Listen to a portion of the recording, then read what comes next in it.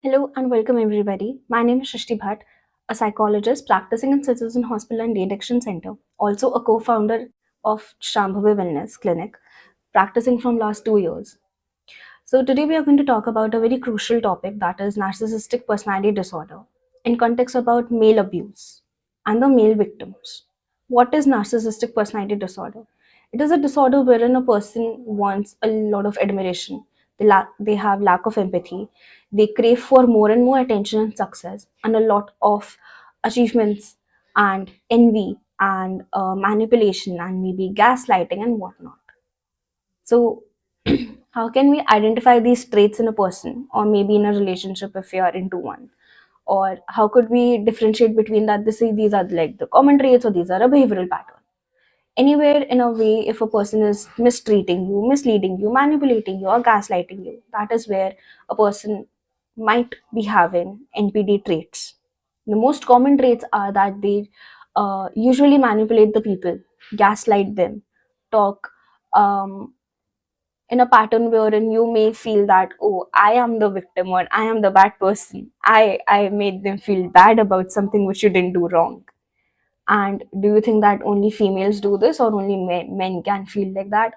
No. So NPD is something wherein a male or a female, it's not about the it's not about the gender biasness. It's basically that anybody in the 1% of the percentile can get this NPD trait in them. Now, having a trait is very different from having a disorder. But this is what we're going to talk about today. That in last 2 years of my practice, wherein we were seeing cases of men coming up, talking about their abuse, feeling like that, oh, nobody is hearing them out. And that is very true. Nobody is hearing them out. So how do we know that a male is going through a narcissist abuse or maybe any abuse or being a victim of any abuse for that person's situation? First, that any individual's uh, self-esteem would be low. Their empathy for themselves, they would lack empathy in themselves.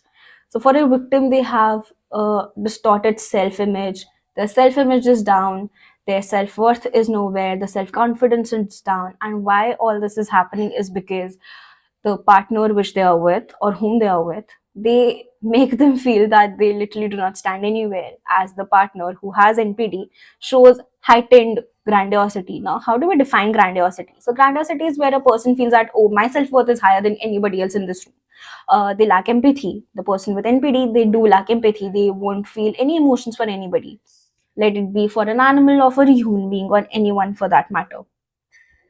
Also, they have very fixed fantasies for a lot of things.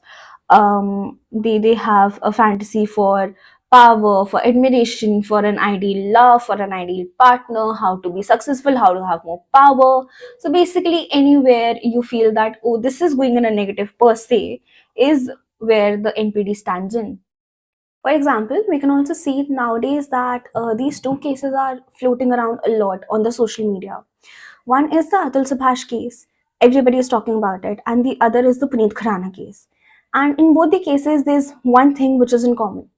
Not that they both took their own lives. That is the most devastating thing that they had to do, as there are no laws for men in our country yet, wherein they can, go and find a safe space for themselves.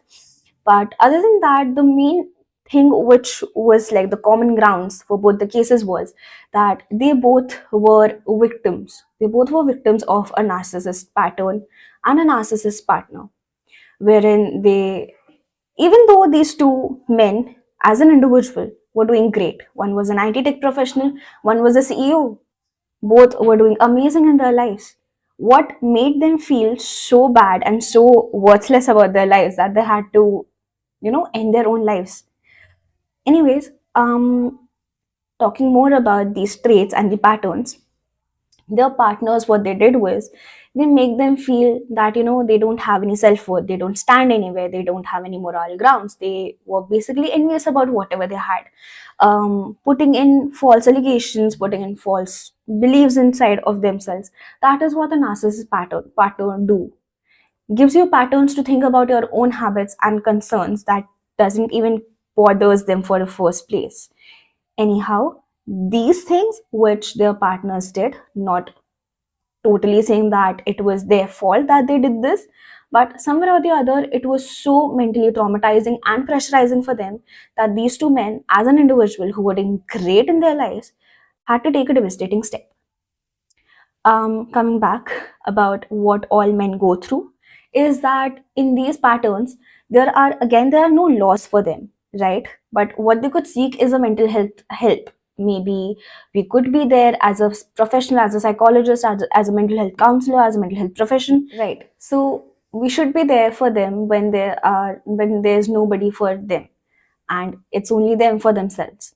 So, as a psychologist, I would plead you guys to be there for us and start with this notion wherein we talk about NPD more, create an awareness about NPD partners. Let it be males, let it be females, but for today, our topic was for males.